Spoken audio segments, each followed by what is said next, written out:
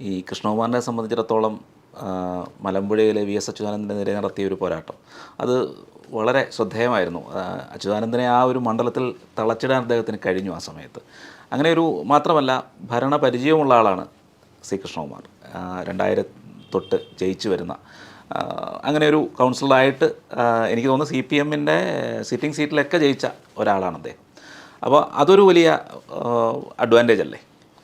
അത് അത്ര വലിയ അഡ്വാൻറ്റേജ് അല്ല ഒരു ഉപതെരഞ്ഞെടുപ്പിൽ. കാരണം ഭരണപരിചയം എന്നൊക്കെ പറയുന്നത് ഇപ്പോൾ കൃഷ്ണകുമാർ MLA ആയിട്ട് എന്ത് ഭരിക്കാൻ പോവുക? ഭരിക്കാനൊന്നുമില്ല. ഞാൻ പറയുന്നത് ഒരു ട്രെൻഡാണ്. മലമ്പുഴയിൽ സംഭവിച്ചത് ഇതാണ്. കൃഷ്ണകുമാറിന് പകരം വേറൊരു സ്ഥാനാർത്ഥി നിന്നാലും ഇത് സംഭവിക്കും. കാരണം കേരളത്തിൽ ഒരു ഹിന്ദു വോട്ട് രൂപപ്പെട്ട് കഴിഞ്ഞു. മലമ്പുഴയുടെ സമയത്ത് അത് രൂപപ്പെട്ട് വരികയായിരുന്നു മെല്ലെ മെല്ലെ. ഇപ്പോൾ ഏകദേശം അത് മെച്യൂർഡായി കഴിഞ്ഞു. അതുകൊണ്ട് രാഷ്ട്രീയ പാർട്ടികളിനി ഈ കൽപ്പാത്തി രഥോത്സവം കാണിക്കുന്നത് എന്തിനാണ്? ഇതുവരെ കാണിക്കാത്ത ആൾക്കാർ 24 മണിക്കൂർ ഇടയ്ക്കിടയ്ക്ക് അത് കാണിച്ചുകൊണ്ടിരിക്കുന്നു. അവിടുത്തെ ആൾക്കൂട്ടം, അവിടുത്തെ രഥം. എനിക്കതിൽ പേടിയുണ്ട് കേട്ടോ.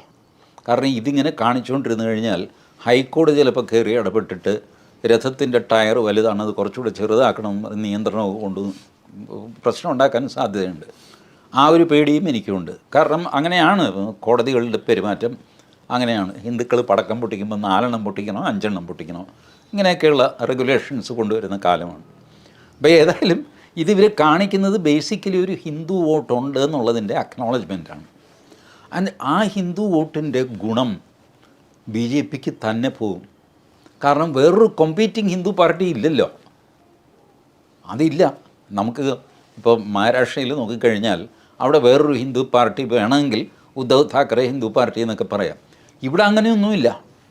BJP is the only Hindu party, unchallenged Hindu party. അതവർ കുറേ കൂടെ അസെർട്ട് ചെയ്യണമെന്നുള്ള അഭിപ്രായക്കാരനാണ് ഞാൻ. അവരുടെ പൊളിറ്റിക്കൽ വിസ്ഡത്തെ ഞാൻ ചോദ്യം ചെയ്യുന്നില്ല.